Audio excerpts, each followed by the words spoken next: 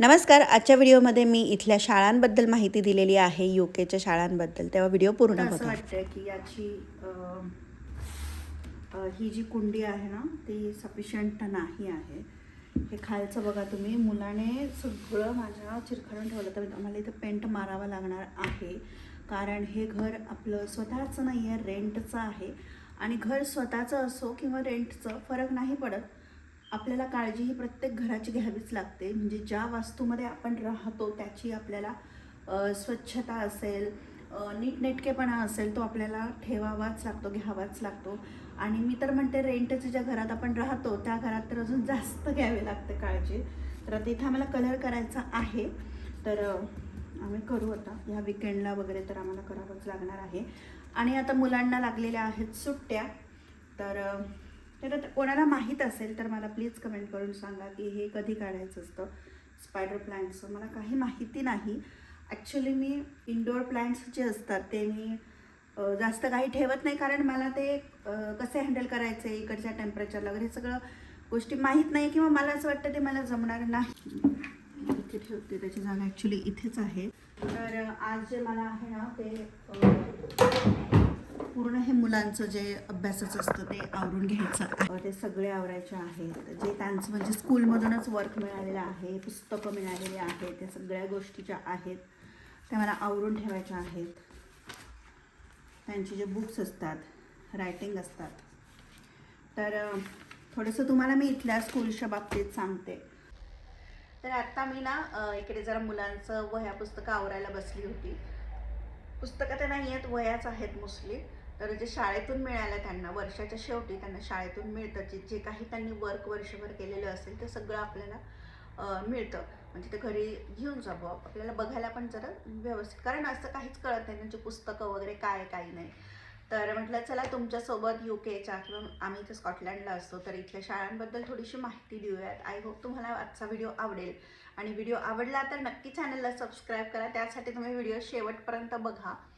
आणि काही थोडंसं म्हणजे बोलताना गडबड झाली तर माफ. 2 प्रकारच्या स्कूल असतात, म्हणजे एक तर प्रायमरी आणि सेकंडरी, म्हणजे प्राथमिक माध्यमिक. आपल्याकडे कसं असतं प्राथमिक आणि माध्यमिक, तशाच प्रकारे प्रायमरी आणि सेकंडरी. सेकंडरी म्हणजे साधारण आहे की 7वीच्या पुढच्या शाळा, 7वी आणि 7वीच्या पुढच्या असतात. तर माझी मुलगी प्रायमरी स्कूलला आहे, म्हणजे ती आता 3रीत आहे, ती आता 4थीत जाईल. म्हणजे इथे P1, P2, P3, P4, P5 असं म्हणतात. आणि मुलगा आहे तो नर्सरीतून आता प्रायमरी स्कूलला जाईल. नर्सरी कुठपर्यंत असते, साधारण 3 वर्षापासून ते 5 वर्षापर्यंत, म्हणजे ज्युनियर KG पर्यंत, म्हणजे प्ले ग्रुप ते ज्युनियर KG ही नर्सरी असते. आणि सिनियर KG म्हणजे P1 असते इथे, तर तिथून पुढे प्रायमरी स्कूल असते. तर अशा पद्धतीने हे असतं. शाळांचे तसे 5 प्रकार आहेत, पण त्यातले मला 2-3 माहीत आहे. तर पहिलं असतं ते म्हणजे पब्लिक स्कूल, जी गव्हर्नमेंटच्या फंडिंगवर असते. दुसरी असते प्रायव्हेट स्कूल, आणि तिसरी असते रिलिजन वाईज, तर ती एक असते. आणि त्याच्यानंतर अजून एक स्कूल असते जी स्पेशली डिसॅबिलिटीज ज्यांना आहेत तर त्या मुलांसाठी असते. मग त्याच्यामध्ये पूर्ण स्पेशल असिस्टंट असतं त्यांना, आणि प्लस डॉक्टर्स, थेरपिस्ट हे सगळं प्रोव्हाइड असतं तिथे. तर त्या प्रकारच्या स्कूल असतात. आणि अजून एक आहे जी मला आठवत नाही आहे, तर आठवली मी इथे व्हिडिओमध्ये खाली स्क्रीनवर मेन्शन करेल. तर माझी मुलं आहेत ती पब्लिक स्कूलला आहेत, आणि इथे प्रायव्हेट स्कूल पण असतात. पण जनरली सगळ्यांचा प्रेफरन्स हा पब्लिक स्कूललाच असतो, कारण त्या पण एकदम मस्त स्कूल असतात. प्रायव्हेट स्कूलला फीज असते, आणि ती फीज पण भरपूर असते. आता पब्लिक स्कूलचं मी तुम्हाला सांगते की कशा असतात. तर याचं जे फंडिंग असतं, जे काही पैसे असतात ते गव्हर्नमेंट देतं आपल्याला म्हणजे स्कूलला. तर या स्कूल गव्हर्नमेंट अंडर असतात. तर या स्कूलचं कसं असतं, प्रत्येक एरियात स्कूल असते, म्हणजे एक ठराविक त्यांचं डिस्टन्स असतं, त्या डिस्टन्समध्ये एक स्कूल, प्रत्येक डिस्टन्समध्ये एक स्कूल, अशा पद्धतीने इथं असतं. तर मग आपल्या ॲड्रेसनुसार, समजा आता मी XYZ या ॲड्रेसवर असते, तर तुमच्या काउन्सिलच्या अंडर किंवा तुमच्या त्या लोकल काउन्सिल, तुमच्या एरियाच्या अंडर कोणती स्कूल येते तर तुमचा मुलगा त्याच स्कूलला जाणार, असा इथला रूल असतो. ठीक आहे. त्यामुळे प्रत्येक ठराविक एरिया मिळून एक स्कूल असं असतं. म्हणजे प्रत्येकाला त्याच्या त्याच्या घराच्या जवळच शाळा मिळावी, हा एक त्याच्यातून मेन उद्देश असतो की दुसरीकडे जाऊ नये, आणि त्या एरियातल्या मुलांना ती स्कूल असं असतं. आता ह्या ज्या स्कॉटिश स्कूल आहेत, आता ही जी माझी मुलगी जाते प्रायमरी स्कूलला, तर त्यामध्ये फी तर नाहीच आहे, कारण पब्लिक स्कूल आहे. पब्लिक स्कूल ॲब्सोल्युटली फ्री असतात.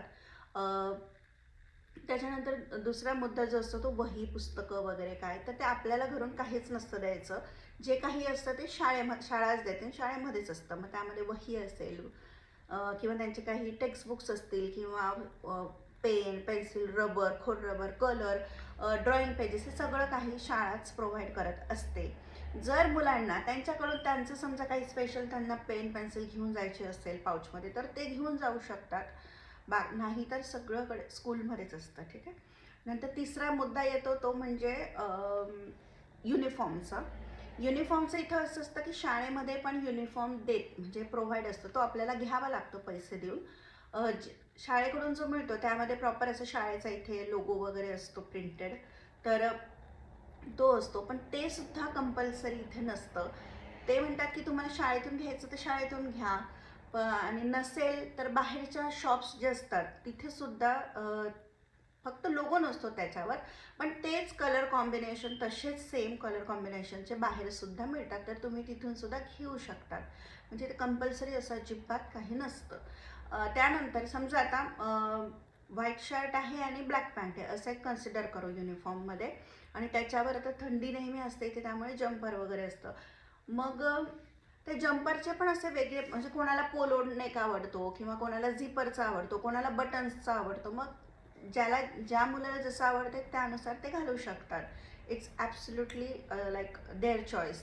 आणि त्यानंतर युनिफॉर्म्स पण, आता समजा मुलगी आहे माझी, तर तिला समजा पॅन्ट घालायची असेल ट्राउझर टाईप, तर ब्लॅक पॅन्ट घालू शकते ती, ब्लॅक स्कर्ट घालू शकते, किंवा ब्लॅक आता लेगिन्स टाईप जशा त्या पॅन्ट्स असतात ना, जाड थोड्याशा असतात मटेरियलचे, त्या घालू शकते. शॉर्ट पॅन्ट घालू शकते, लॉंग पॅन्ट, असं हे सगळं आहे. म्हणजे अप टू किड्स असं ठेवलेलं आहे, त्यांना काय कम्फर्टेबल आहे किंवा कशात ते कम्फर्टेबल आहे. फक्त कलर कोड तो आहे, शूज अशा कलरचे पाहिजे एवढं ते सांगतात. मग आपल्यावर आहे आपण कुठून घ्यायचं. तर आम्ही एक सेट शाळेतून पण घेतलेला आहे. आणि त्यानंतर एक पी किट असतं. पी किट म्हणजे काय, तर आठवड्यातून 2दा त्यांचं पी असतं. तर त्यासाठी एक शर्ट, एक रेड कलरचं शर्ट आहे, आणि पॅन्ट आणि शूज, वेगळे शूज मध्ये जिम आहे, तर त्यासाठी एक ते लागतं. ते स्कूलमध्येच ठेवतात, ते फक्त वीकली किंवा 2 आठवड्यातून एकदा ते वॉशला देतात. तर अशा पद्धतीचं असतं. त्यानंतर ज्या काही वह्या असतात त्या मी इकडे तुम्हाला वही दाखवते. तर अशा पद्धतीच्या किंवा छोट्या साईजच्या बुक्स स्कूलमध्येच असतात, आणि मग त्यामध्ये ते ज्या काही ॲक्टिव्हिटी असतात त्यांच्या, किंवा रायटिंग असेल, मॅथ्स असेल, इंग्लिश, हे मेन सब्जेक्ट्स आहे त्यांचं, सायन्स, तर त्या गोष्टी ते सर्व इथे लिहितात. मला एक दाखवते मी. तर हे अशा पद्धतीचं त्यांचं लिखाण काम असतं. आणि मग त्यांना जे काही अभ्यास दिलेला असतो, म्हणजे वर्गात जो काही अभ्यास करतं त्याच्या मागे म्हणजे जे खाली असते ती टीचरची कमेंट असते की हे वर्क, किंवा एक स्टॅम्प असतो की तुमच्या मुलाने इंडिपेंडेंटली वर्क केलं हे, की थोडंसं म्हणजे हेल्प लागली, असं सगळं असतं.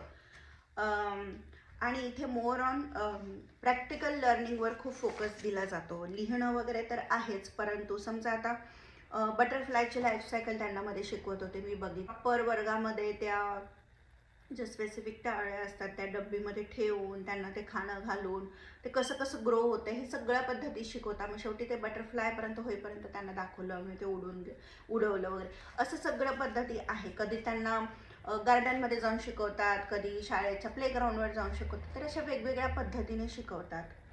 आणि अजून एक गोष्ट, समजा आता P4चा म्हणजे एक सिलेबस आहे, आणि तुमचा मुलगा समोर त्या लेवलपर्यंत नाही आहे समजा, कारण असतं ना की काही मुलं खूप हुशार असतात, किंवा काही मुलं थोडीशी समजा ही लेवल असेल P4ची की इतका अभ्यास हा P4ला यायला पाहिजे, तर ह्या लेवलपर्यंत नसेल तर त्यांना स्पेशली, समजा इंग्लिशमध्ये आपला मुलगा कमी आहे किंवा मॅथ्समध्ये कमी आहे, मग आठवड्यातून त्यांचे काही दिवस ठरलेले असतात, त्या दिवसामध्ये ते त्या मुलांना, म्हणजे 4 मुलं अशी आहेत की त्यांना थोडेसे ते त्या लेवलपासून कमी आहे, मग फ्रेश स्टार्ट म्हणून असतं की त्यांना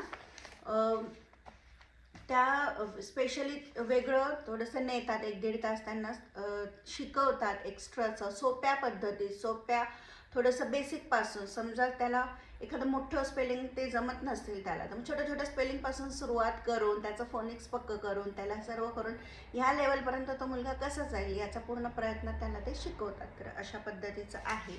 मग त्याचे बुकसुद्धा वेगवेगळे असतात.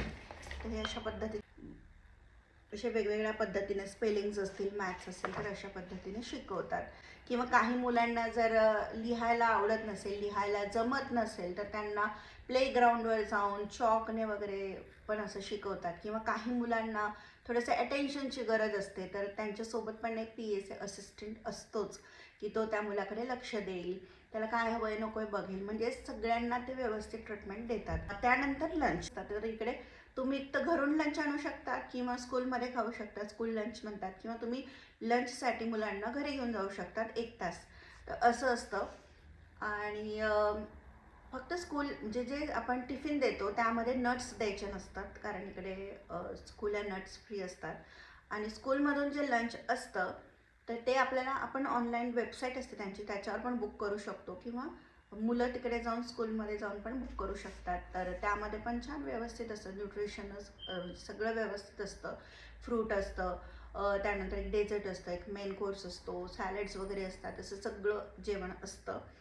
तर आणि तिसरं असतं म्हणजे तुम्ही लंच टाईममध्ये कधी कधी घरी पण तुम्हाला वाटलं तर तुम्ही घरी घेऊन येऊ शकता 1 तास, पण ते आधी सांगावं लागतं. तर असं आहे. आणि जे स्कूल लंच असतं ते P7पर्यंत पूर्णपणे फ्री असतं, त्याचे काही पैसे नसतात.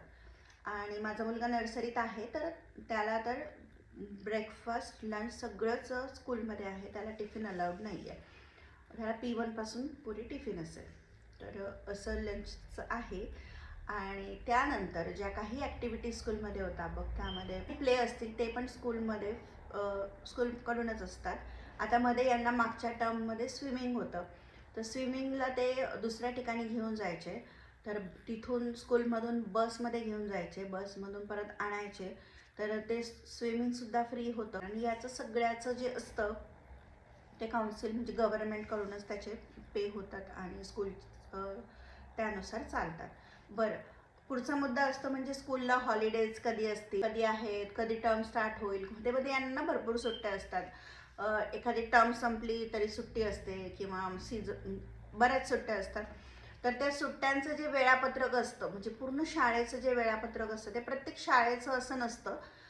काउन्सिलची जी वेबसाईट असते गव्हर्नमेंटची, त्या वेबसाईटमध्ये एज्युकेशनच्या अंडर सगळ्या सुट्ट्या दिलेल्या असतात की शाळा कधी सुरू होणार आहे, मधल्या सगळ्या सुट्ट्या, इन सर्व्हिस डे वगैरे असतात, म्हणजे त्या दिवशी फक्त टीचर्स स्कूलमध्ये येतात, मुलांना सुट्टी असते.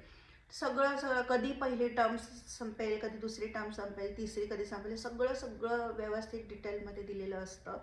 शेवटचा दिवस कधी आहे आणि पुढचा पहिला दिवस कधी, म्हणजे पुढचं सेशन कधी स्टार्ट होईल, हे सगळं दिलेलं असतं. आणि जर आपल्याला स्कूलला ॲडमिशन घ्यायची असेल तर आपण असं स्कूलला नाही जाऊन घेत इथे ॲडमिशन, तर काउन्सिलची जी वेबसाईट असते त्याच्यावर आपल्याला आपलं पूर्ण डिटेल इन्फॉर्मेशन भरावी लागते, आपली मुलांची डिटेल इन्फॉर्मेशन भरावी लागते. आणि मग त्यानुसार ते एजनुसार ते आपला मुलगा कोणत्या वर्गात म्हणजे आहे करतात. आणि मध्येच ॲडमिशन जर घ्यायचं असेल आपल्याला, जर वॅकन्सी असेल तर मग ते अलोकेट करता, नाहीतर मग पुढच्या वर्षीसाठी वेट करावा लागतो. तर एक्झाम्स, तर इथे एक्झाम्स आय गेस P7पासून पुढे असतात, प्रायमरीला एक्झाम नसतात. परंतु त्यांना स्कूलमध्येच अशा ॲक्टिव्हिटी किंवा अभ्यास थोडासा म्हणजे जो घेतात त्यातूनच टीचर ऑब्झर्व करतात. आणि आपल्याला जेव्हा आपली मीटिंग असते तेव्हा आपल्याला सांगतात की तुमच्या मुलाचा प्रोग्रेस कसा आहे, काय. प्रत्येक स्पोर्ट डे वगैरे असतात, तर ते सुद्धा इथे वर्षातून एकदा स्पोर्ट डे असतो. तो पण आता मागच्या महिन्यातच झाला. तर स्पोर्ट डे असतो त्यांचा, कधी ॲन्युअल फंक्शन म्हणजे इथे त्यांचा सिंगिंग प्रोग्राम असतो, तो असतो. कधी त्यांची छोटीशी पार्टी असते. तर अशा पद्धतीने असतात. मग असे मध्ये मध्ये मुलगा आता नर्सरीत आहे, म्हणजे ज्युनियर KGला आहे आता सध्या तिथे. तर त्यांना असं अजिबात नसतं की म्हणजे त्यांचे असे 2 फ्लोअर आहेत. मग मुलांना जिथे खेळावं वाटतंय की खेळण्यातूनच त्यांना सगळं आहे, म्हणजे त्यांना असं रायटिंग वगैरे असं काहीच नाही आहे, म्हणजे त्यांच्यावर आहे त्यांना जर करायचं तर वगैरे असं. ते काउंटिंग हे ते सगळं खेळण्यातून शिकवतात. त्यामुळे त्यांना जर वरच्या फ्लोअरला काय खेळायचं असेल तर ते तिथे खेळतात. मग प्रत्येक ठिकाणी त्यांच्या टीचर्स असतात, तिकडे खेळतात, म्हणजे असे वेगवेगळ्या ठिकाणी खेळतात. नर्सरीला आहेत ना, तर पॅरेंट्ससोबत पण बऱ्याच ॲक्टिव्हिटी असतात, म्हणजे पॅरेंट एंगेजमेंट आफ्टरनून म्हणतात ते. पॅरेंट आणि मुलांचं असं स्टोरी सेशन असतो वगैरे, असे खूप वेगवेगळ्या ॲक्टिव्हिटी असतात त्यांच्या. आणि याच्यामुळे होतं असं की मुलांची आणि पॅरेंटची बॉन्डिंग छान होते, प्लस बाकीच्या पॅरेंट्सची पण आपली ओळख होते. तर आता उद्यापासून मुलांच्या सुट्ट्या सुरू होतील, तर आता जरा जास्त एनर्जी माझ्यामध्ये मला ठेवावी लागेल, कारण ते फुल ऑन मस्ती, त्यांना खेळायला घेऊन जाणं वगैरे. तर तसे तसे व्हिडिओज मी तुमच्यासोबत शेअर करेल. तुम्ही सुद्धा सपोर्ट करा, व्हिडिओला लाईक करा, कमेंट करा, चॅनलला सबस्क्राईब करा. आणि तुम्हाला पण अजून काही प्रश्न असतील तर तुम्ही कमेंट बॉक्समध्ये नक्की विचारू शकतात. तर कसा वाटला व्हिडिओ तुम्हाला हेही कमेंट करून सांगा. पुन्हा भेटूयात नवीन एका व्हिडिओमध्ये. तोपर्यंत स्वस्त रहा, मस्त रहा आणि चॅनलला सबस्क्राईब करा.